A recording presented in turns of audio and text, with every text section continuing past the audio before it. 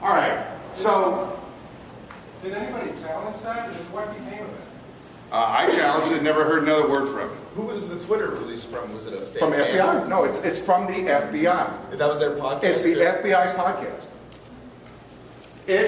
I went directly to their site, okay? So I saw the Twitter feed, I thought, is this a hack? I went right to their site, I pulled the piece that you just heard.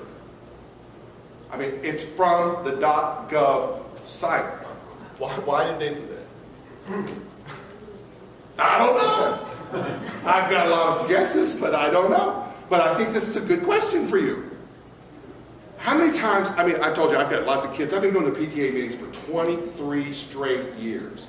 And for 20 of those 23 straight years, I've been hearing Sheriff's Department people come and do these seminars about how your children are going to die because they're on the internet. Yes? Your children are going to die. They're going to get abducted. Chris Hansen's going to come in and bust people. You're going to die. Why would they do this? Well, there might be a couple of cases of children having some kind of conversation online. That could happen, I suppose.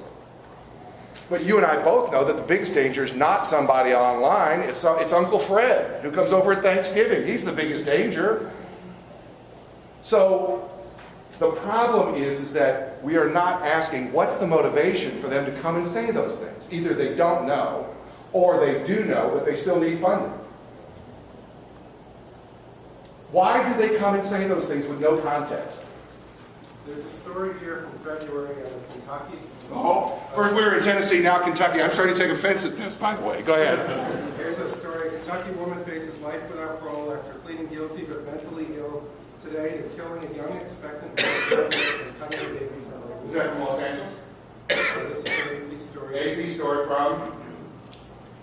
ABC News posted. ABC News from AP, posted somewhere else, and it'll probably be the same LA Times story. It could be.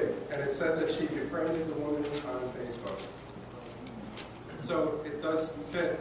One case. That's right. I just did one search, but I'm wondering if it never happened, how could anybody not challenge them, and how could somebody not do a story? Either this is a trend, or because they haven't been here to the seminar.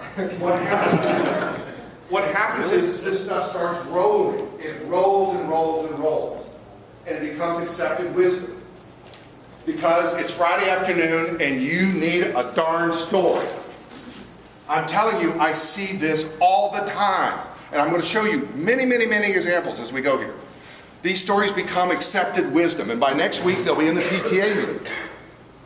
And then they'll be coming home with your teenagers. And then it just rolls. And nobody stops to say, is that right? I mean, there was the story, I'll keep this short because I want to show you examples, but there's a wonderful story from a television station out in Phoenix that last year stopped. You know, Phoenix is the kidnapping capital of America. You've heard this, right?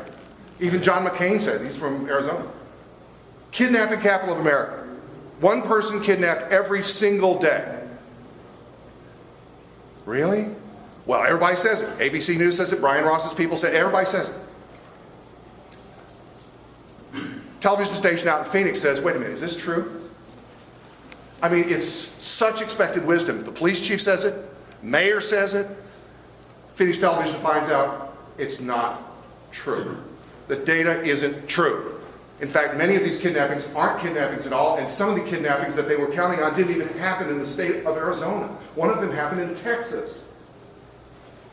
Are you going to stop and say, wait a minute, there are lots of ways to lie? Is there a motivation for someone to use this data?